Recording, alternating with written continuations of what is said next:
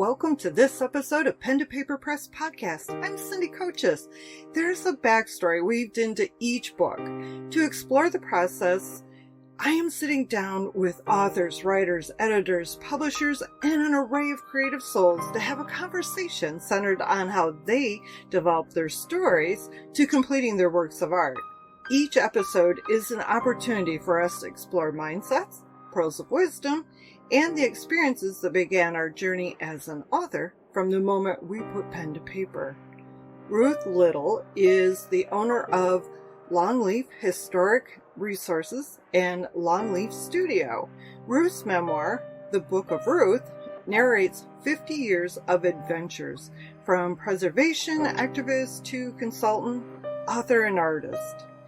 In this book, Ruth takes the reader on an emotional journey through many of North Carolina's unique historical places as she tames her metaphoric ghost of patriarchy, travel anxiety, and relationships. In addition to her memoir, she has written Sticks and Stones, 3 Centuries of North Carolina's Grave Markers, and Carolina Cottage, a personal history of the Piazza House. And did I say Piazza correctly? Is that just like the Italians? All right. It is so wonderful to spend time with you, Ruth, and talk about,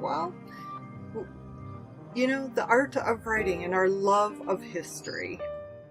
Thank you, Cindy. I'm delighted to be here this morning. Good. It is, when I was looking on your website, and I don't know a lot of the history of North Carolina, but I am someone who loves to learn more about the local history. And I found your website interesting, and in sharing some of those elements that I would not have otherwise known. And of course, curious to read the book. How has your career as an artist influenced your your writing? And my career as an artist is much more recent, because as I narrate through the book, I had artist block for over half of my life. Although I was born an artist, I had a block, which I might explain later. And so the career actually morphed. The career I would have had as an artist morphed into being an architectural historian, art historian, and because of my interest in architecture, a historic preservationist. In terms of how it's influenced, the art has influenced my writing.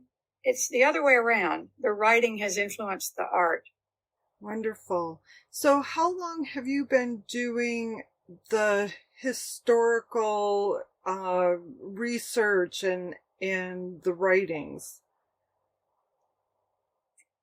I got into that in graduate school at Brown University with an incredible mentor, my professor, Dr. Jordy, and discovered that being out in the world, in cities, in rural areas, talking to people about their buildings, finding out why these buildings and these places look the way they do in terms of architecture, was what I was meant to do. So that from graduate school on in the late 60s, early 70s, so for 50 years, I have been an architectural historian and a historic preservationist. And it gets harder and harder all the time, especially here in Raleigh, fastest growing city in the country. And they are literally tearing away all of our old stuff, our old places. No. I was not aware of that. Well, that's hard. I mean, I understand progression and change is always good, so on and so forth. However, we really can't eliminate our history, and that is sad that we're losing those elements of our past. But I've been fighting this for 50 years, so it's not my first rodeo, and I'll keep on fighting until I have to turn it over to my children and the younger generation. Yeah, because it's important to remember how we got from point A to point B, which is present day, and to see the journey that we have taken. It may be an ugly journey, it may be a horrific journey, but it's still important to know the journey so that we can learn from it. If we don't know our history, we're condemned to repeat it. Yes, exactly. So tell me about Longleaf Longleaf Historic Resources. Tell me about that.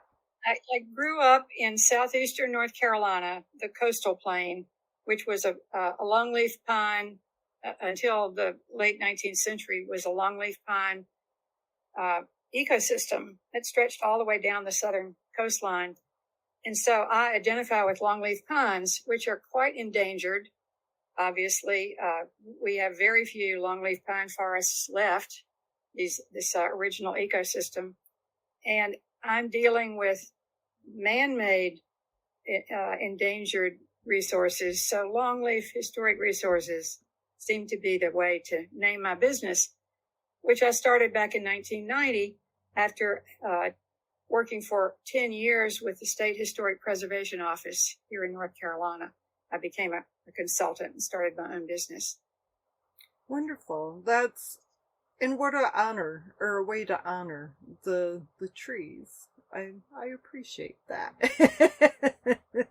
So when it comes to writing and doing the preservation work, and based on what I've seen of your books and so forth, you're doing interviews of individuals, you're going to the different sites and so forth.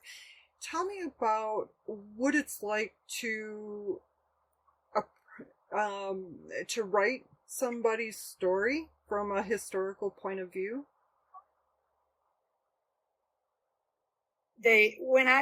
Much of my career has been doing surveys. So I'll get to a particular town or even a whole county, a large area, or just a neighborhood.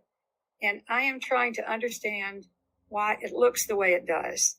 And the best way to do that is not just to take photographs and make notes and do maps, is to find the oldest person around, the person who's been there the longest, and to have them explain why things look the way they do. So I am asking, and I'll knock on anybody's door. I'll stop anybody in the street. I have no fear about talking to local people. And from the minute I introduce myself and then say, tell me about your house, or tell me about your grocery store, tell me about your farm, they just take off. And it's just, I'm riding that horse, taking notes just as fast as I can. I've been doing this since the 70s, and I tended not to tape them. It was too much technical stuff. I was just taking notes with a clipboard and had my camera strapped around my neck. It was one of the great joys of my career was to connect with so many people. Any idea how many people you interviewed? Like 100, 1,000? Thousands. Some of them were very short, and sometimes I had doors slammed in my face. Oh, and no. I can remember one old anti-government farmer down in eastern North Carolina wearing overalls, and I asked him if he would allow me to take photographs of his old house, and he thought for a minute and chewed his chewing tobacco, and then spit it down right in front of my feet. Ew. And launched into a diatribe. And I said, well, thank you for your time. Have a nice day. I won't bother you anymore.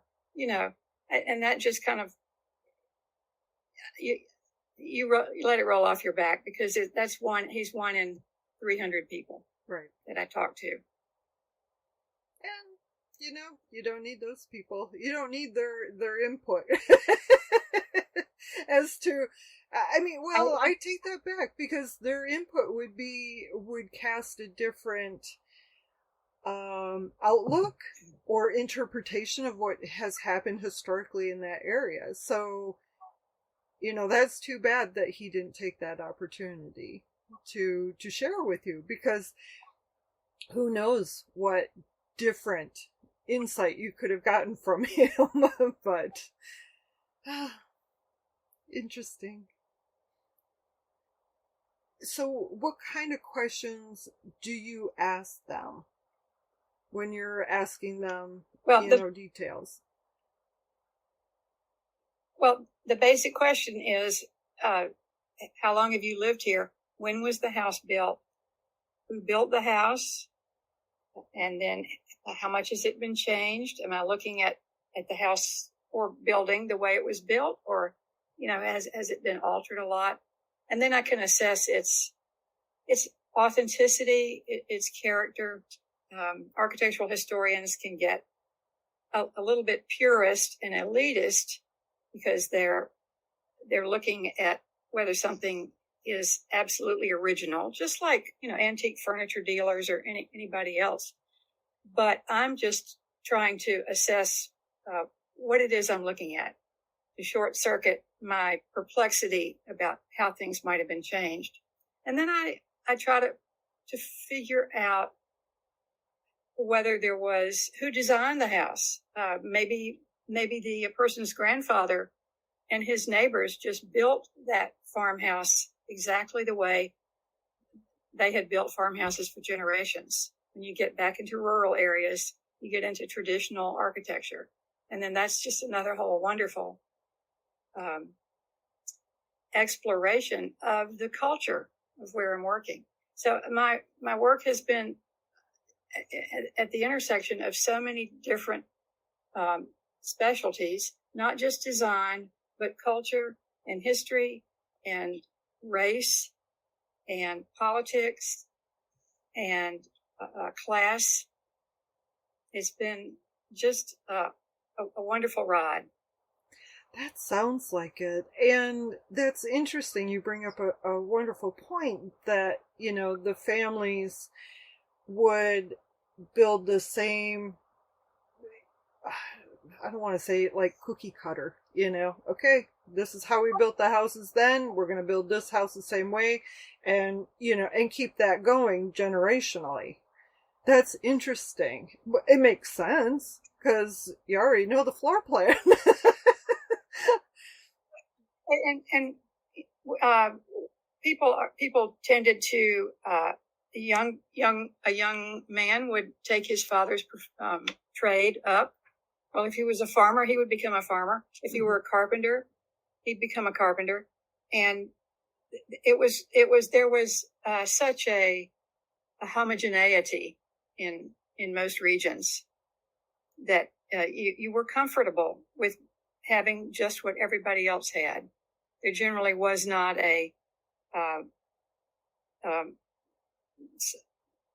this effort to outdo your neighbor. You wanted to be like your neighbor. Yeah, the competition, or like you said, to one up. I have it better than they do. Yeah. Right. To show off. I mean, it's let me show off how much money I have by building the biggest house in the neighborhood. Well, I mean, that's interesting too, because usually they would get an architect, and then you get, and I'm talking about rural areas now, not cities, right. But you would get the prevailing taste in the country when someone had enough money to involve a professional designer. Interesting. Oh, I'm learning so much. I appreciate that because I love doing, a long time ago. Oh, too many years to count back. At one point, I worked with a local, with our county historical society, and I had done some interviews of people, and, to help preserve their history, their story, and to get that insight of what it was like back when, and fill in that blank. And for whatever reason, I just lost the name of what that is called when you do those interviews. But I really love sitting Or down. oral history. What's that? Oral history. Yes, thank you. Oral history. I love doing oral histories because when I sat down with someone, and typically I knew of them, I didn't know them, and I most certainly didn't know their history on a personal level. And so it was like this great exploration of, who are you? What did you do? What were you like when you were a child? What was the area? Tell me about, because I'm fourth generation where where I reside. And I know the buildings, what they look like and what was there when I was a child. And what it looks like now, in many cases, is very different. Buildings have had to be, taken down and so forth.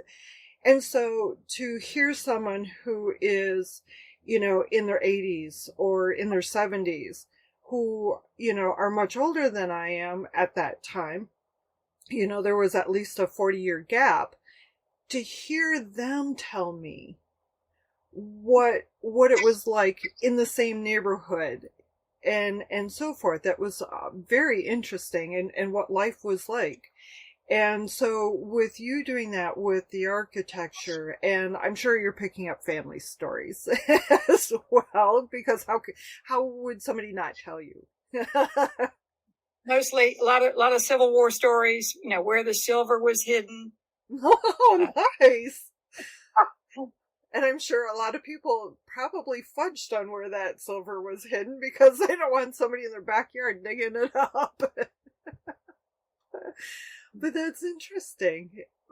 Yeah, you must have gotten some pretty interesting information, much different than I would hear, because I'm in Michigan, and things, life, circumstances and so forth, obviously are different between Michigan and North Carolina. For one, you guys got the heat, we've got the winters. That would be something that would get brought up. How did you deal with the snow here? You didn't have those kind of questions for down there, because you guys don't get a whole lot of snow. And if you do, it's gone. So, with writing your memoir, take me on a short tour of your memoir. What are we going to find in that memoir? Just a quick glimpse. We're going to find a girl who was born the year after World War II ended in North Carolina, who actually had the ambition to be something when I grew up, to help make the world a better place. My ambition was never to get married and have children. Although I wanted to do that, I wanted to also follow my bliss. Right. And the bliss originally was being an artist. And then in college, and this is what I'm taking people through in the memoir, in college, a male abstract art professor decided to take my seascape that I was painting in art class as the object lesson for the class, to show why painting reality was inferior to painting in an abstract way, a modern way. This is the mid 1960s, and abstraction was the style in New York City. It had been brought over from the European artists who had fled Hitler, and it was the way to paint. And so my way of painting was wrong, and I took that to heart and decided, well, maybe I'm not destined to be an artist. But because I love art so much, maybe I'm destined to be a historian who writes the history of other people's art. And so then I took that tack and went off to graduate school after finishing college and got a master's in art history and eventually a PhD in art history. But I also included folklore, because folklore is really culture. Mm-hmm. And so I'm not just interested in design. I'm interested in the people and why the design looks the way it does. And different places. Mm-hmm. So then I get into the passion of going from one week I'm in graduate school finishing up my master's, and then the next week I am working for the State Historic Preservation Office, traveling all over North Carolina to document, photograph, interview, write, research the most important places in North Carolina. And I did that for a total of about 10 years for state government through programs, the National Park Service and the state enabled all these historians and people like me to get out and explore and document. And this was began in the early 70s, which was the teardown era. It was the urban renewal era. And so we were able to at least preserve through documentation a lot of Black neighborhoods that got torn down by urban renewal, sweeping through new highways that were sweeping through usually the Black neighborhoods on the wrong side of the tracks. We were able to document lots of downtown landmarks that were being torn down to make way for the new. And every decade of my career, I've been doing that. I've been trying to keep up with progress by saving, at least in some way, what our civilization has erected as the finest buildings, the finest places, the finest neighborhoods that they were able to. So most of my memoir is about some of my favorite places in North Carolina that I was involved in. And I was particularly drawn to working in eastern North Carolina, where my mother's family came in the 1600s. Mm-hmm. My mother's family goes way back to the 1600s. My father's family in western North Carolina goes back to the mid 1700s. And I was particularly interested in those parts of the state because of knowing my family history. And I kept going back. I would do one project maybe in the 70s, a short project, and then somebody would hire me in the 1990s to go back and do a bigger project in those areas. So I talk a lot about my maternal counties in the east and my paternal counties in the west. But I also lived in Raleigh, in the middle of the Research Triangle, which is Raleigh, Durham, Chapel Hill. And there was a great, the National Register of Historic Places was the tool to protect neighborhoods and main streets, historic cores of downtowns. It didn't only protect them from government projects, but it gave them access to tax credits if they did historically correct rehabilitations. So hundreds and hundreds of neighborhoods and main streets that I surveyed and listed on the National Register. And they're there today. And lots of the buildings are being used adaptively. Old factory buildings are being used as breweries now, or low-income apartments, or old schools being used as housing for the elderly in wonderful ways that has revitalized these communities. And I feel so proud that I've been able to help. I'm sort of the first one in there, identifying what's important and documenting its significance, listing it with the federal and state government so that it has protection. And then the creative developers can come in and do adaptive reuses using some tax credit money. Mm-hmm. It's been a really wonderful ride. Now what has happened since 2009, 2010, and particularly during the pandemic, is that the historic significance of a building and whether it's protected or not, developers, it's only about the land in urban areas. The land is way more important than the historic building. They want to get it rezoned from 3 stories to 20 stories. And they wait out the 1 year prohibition on tearing something down, or they convince the city to to let them tear it down, and so it's wiped out. I cannot imagine working so hard on something to preserve, to make others aware of, and then watching,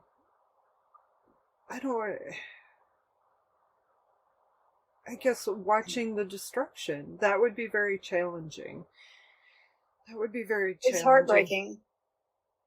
It's heartbreaking. And so I can't imagine. My solace is to get back into my art, my painting, and to paint these buildings in their glory, so that other people understand what was so marvelous about them, if they're gone or if they're still standing, why they're so marvelous, why they deserve the visual aspect of architecture. It's just has always been my passion. So then, what was the thing that got you from not hearing that instructor's voice saying, this is not how we do painting, to where you're like, you know what, dude, forget you, I'm doing it my way? When did you get that voice back? And what gave you that courage to say, nope, I'm doing it my way. Phooey on you. Great question. And it was in 1999, and my mother had dementia, and my brother and I had moved her up here to Raleigh. And then we were able to go into her hoarder house. She had not thrown anything away in 40 years and actively collected, made the thrift shop, the network, and brought all this wonderful stuff home. She was a collector, and her house was completely stuffed. And so for 4 years, it took 4 years and many dumpster emptying to clean out her house. But before we started cleaning out, I went in and I took a photograph of each room. This is the house I had grown up in since I was 8 years old. And I painted each room in sort of big, large canvases with some collage elements. I was using old rags and clothing that she had piled all over everything in the house, collecting old clothing. And I painted these rooms just as they were, the George and Martha Washington wallpaper, etc., and had my first art exhibit. And I called it Keeping House, which was kind of a pun on not keeping house. And that got my art career going again after all those years. Of course, I had been raising children and working very hard at my career, but that got me back into painting. And it was cleaning out my mother's hoarder house that was taking lemons and making lemonade. It was a really, in some ways, if I hadn't painted, in order to deal with cleaning up all that trash, I had to make something beautiful out of it. And so I made art out of it. That's wonderful. So since then, I'm sort of half, my right brain is an artist and my left brain is a historian. So then, because she was a hoarder, I'm sure that when you were going through the layers, it was kind of like an archaeological dig as such, because the stuff that you must have found, did it bring back memories, or was it just like, or were you in your mind going, what are you doing with all of this stuff?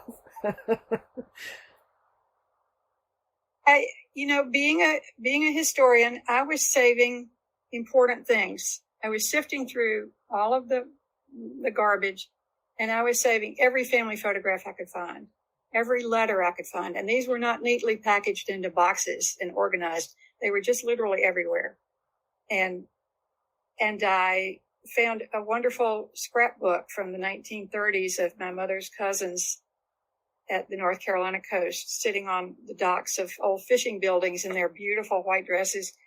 And that gave me not only a lot of inspiration for paintings I wanted to do, Mm-hmm. but it also helped me accumulate the letters. I reread all the letters, cataloged the photographs, and a lot of that has gone into this memoir. This memoir really is about all of me as the current descendant of these hundreds of years of my mother's and father's families being in North Carolina, 300 years. And it gave me, again, a lot of raw material to use to put into the memoir. I'm an archivist. Yes. I can't imagine walking into a house like that. I kind of sort of have, but it was definitely not a family member way down another branch. When you look at the family tree, I'm going to word it that way. When he passed, several family members, self included, went to clean through stuff, and it was interesting what was kept. And here's a question for you, because one of the things that I found was something intuitively told me, look inside the books. So, I found a bookcase full of books. So I would, fan through the pages, and I found some pretty cool stuff in there. Did the same happen at your mother's house, or? What I learned to do is to look in the toes of the shoes. And really? that was where the jewelry was stuffed. And the shoes were never, the pair were never together. This was complete chaos. You describe it as an archaeological dig, but actually what my mother had done all those years was to sift through everything. She touched everything. She moved it around. Everything got mixed up. It wasn't in layer by age. Okay. Photographs and letters all over the place. I had to look through every single thing.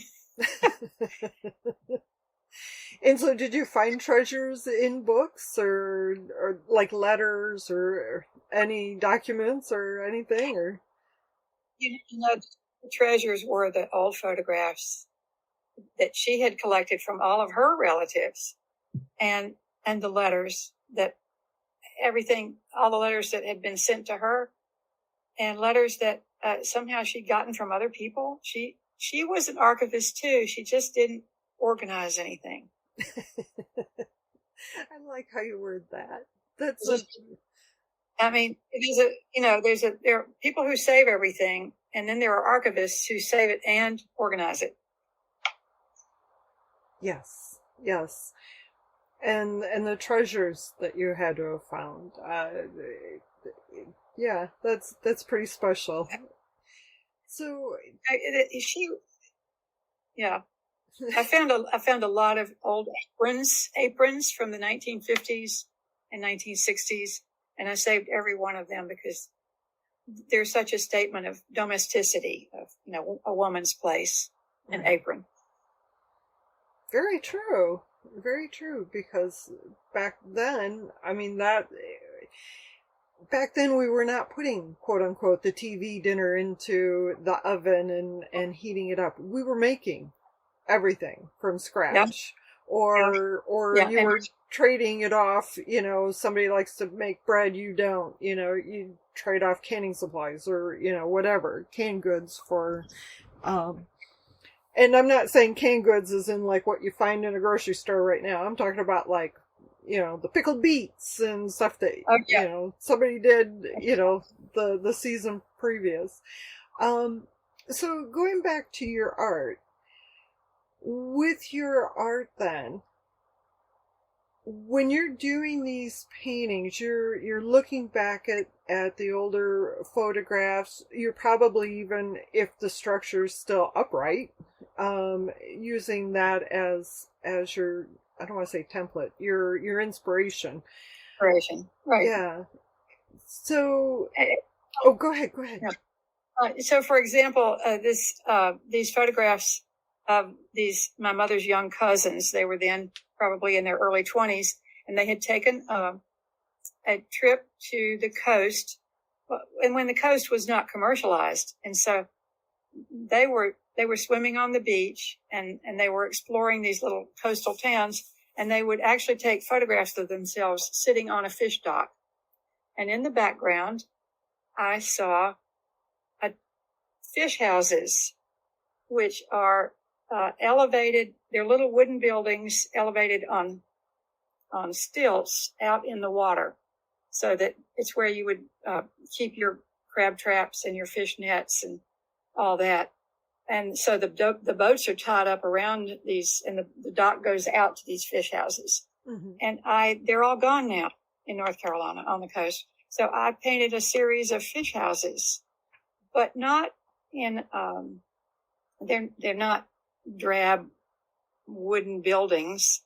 I painted them in glowing colors at sunrise or sunset in a sort of magical realism kind of way.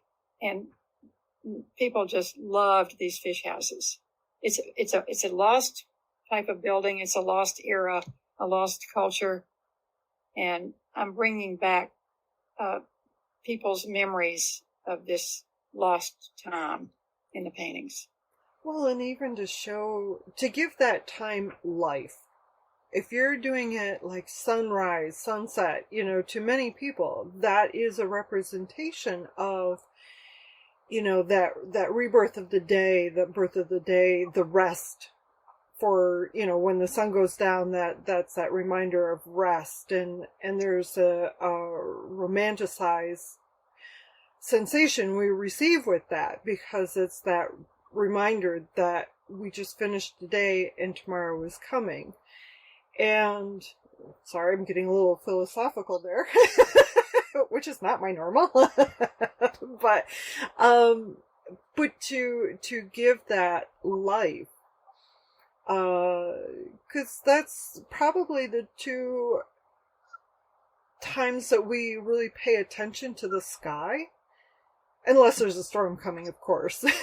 But, on a typical day, we look to the sky when the sun is rising and when the sun is setting. And it does add that ambiance. My color palette, I paint because I love color so much. And my color palette is not realistic at all. And sometimes in the boats that are tied up to these fish houses, I have mermaids. So it's magic realism. Oh, I like that. So tell me about your writing process. When you were working on your memoir, was it something that you just sat down and, okay, I'm going to write a memoir, and then you just worked on it? Or was this a project that you spent a considerable amount of time putting the pieces together, and then when you got to a point, you said, okay, I'm done, and then started with the editing? What was your writing process like with the memoir? It took 4 years to get to this point. The book was published in April. And the first year I spent researching. I've been a journaler since I was 8 years old. So I read back through all my journals. I've kept planners of my life. They're like diaries. Mm-hmm. It's since the 1970s, pretty much. And then I got through all those journals and planners.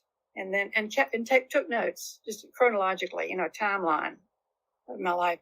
And then I started reading the letters, and I added the letters in where they were appropriate. And then I looked at the photographs, and then that was the first year. And then I started writing the second year. And as I was writing these childhood stories, I would check to see. For example, one major impact of the patriarchy in my life is that I was not able to go to college where I wanted to go because only men could go to the University of North Carolina. When I graduated from high school in 1964, you could only go to the university if you were female junior and senior year. So then I had to find somewhere else for the first 2 years. Mm-hmm. And I started thinking, is that the norm? Was that the norm for women? Were women not allowed to go to four-year universities, as I was not? And I studied, Wikipedia was my friend, and I've started donating to Wikipedia since then, because what would I have done without Wikipedia? I couldn't have written my memoir without Wikipedia, because I was always looking for the context of my particular life in the context of other, let's just say, women in the South. Mm-hmm. And I found out, well, yes, it was the norm in the South, but it was not the norm outside of the South. So we were particularly subjugated because of being Southern women, put on a pedestal. So at every point when I was writing, I was doing a lot of research to figure out how universal was my experience. And then the third and the fourth year were the pandemic, 2020, 2021. And at that point, I was really able to dig down. I started getting editors. I had 3 different editors over the process. And organization is always a huge problem when you're a writer. Do you organize everything chronologically, or do you organize it thematically? Right. And I had kind of done it. I had done it thematically, particularly when I got to talking about the places I had worked on and saved in North Carolina. So it was not a timeline. It was by different place. And I found out that when people would read that part of my manuscript, they would start to go to sleep. Oh, no. Because I had it was too much history and not enough. What was Ruth doing all this time while she was doing all this historical work? Where was Ruth in her life? What kind of, ghosts was she battling? So I had this incredible editor, Mary Moore, who put it all together. She wove together. I am, always in there when I'm talking about the history, and I'm dealing with a particularly bad episode of panic attacks, and I'm traveling back and forth to put an island on the Carolina coast on the National Register. And in between driving from Raleigh to the coast, I'm having panic attacks. So that gives a dramatic tension to the memoir. And it was certainly dramatic going through all those panic attacks, but it explains how brave I was to get out and subject myself to panic attacks when I'm traveling alone and sometimes getting lost, in order to do the preservation work that I had to do. It is my life's purpose. Yeah, the traveling alone and having the panic attacks would be very challenging. I travel alone, and I have an appreciation for a lot for those that travel alone, and yeah, it's interesting that you put that in there in the book, because of the fact that it brings people back into where you're at, how you're handling things, how you're moving forward. So yeah, you're right. It brings you into the book, into that space. And another brave aspect of the memoir is no one ever had any idea that I battled panic attacks. I'm a professional. Mm-hmm. I certainly never wanted to let other people, the people I worked with or worked for, to know that I had this anxiety disorder.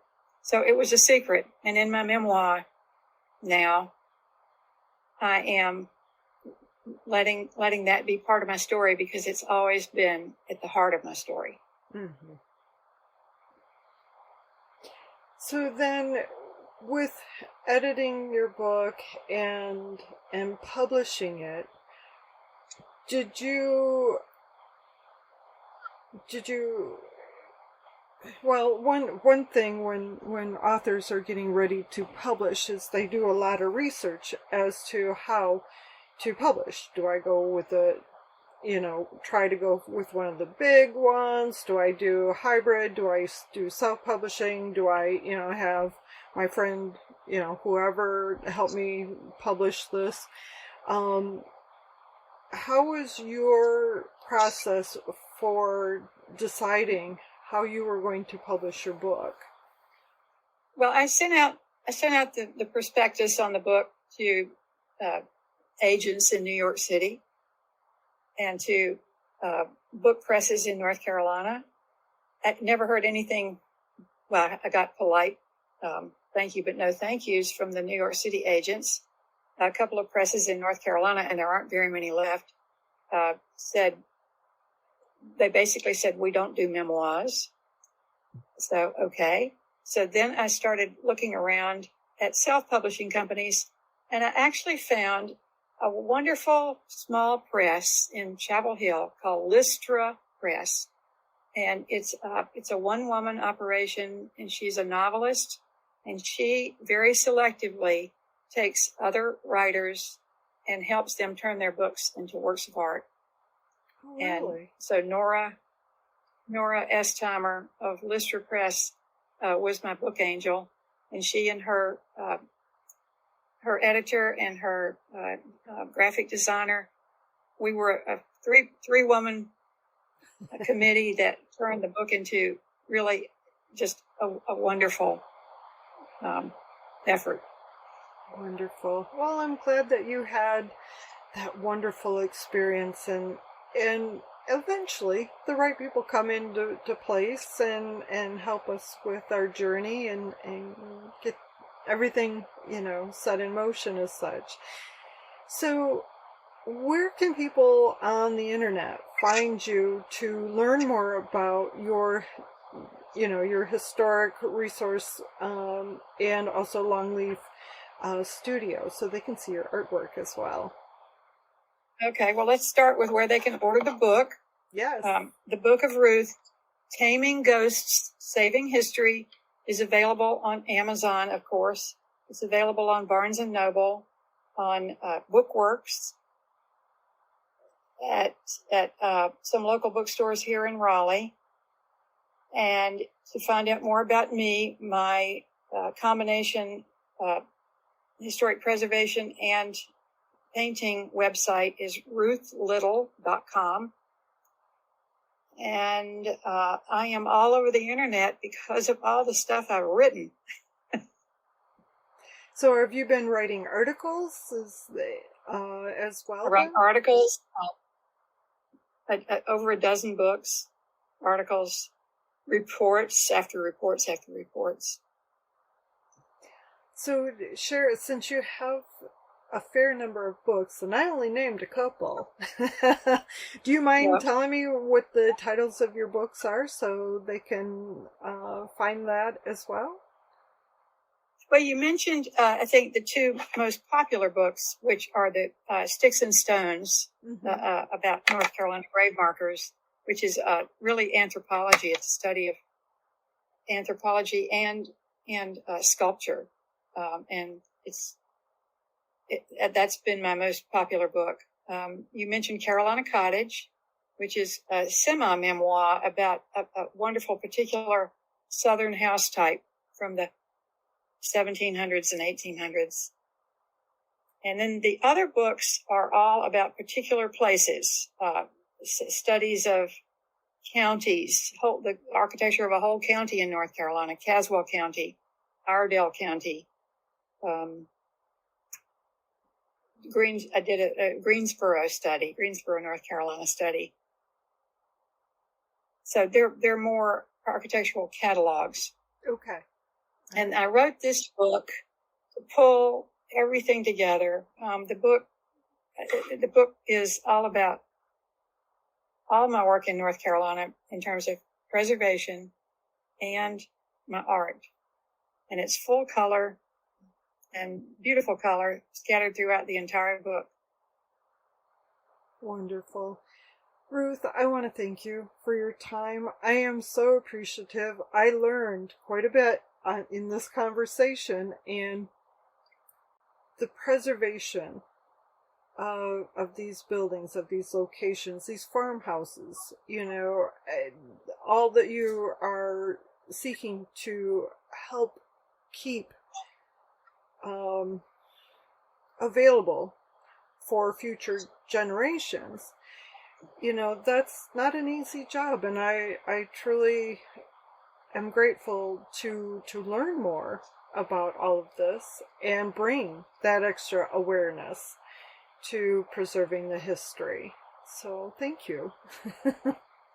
Oh, thank you, Cindy. You are a terrific interviewer, and you've helped me get out my message that I want people to look, even if they're interested in history, don't just concentrate on names and relationships.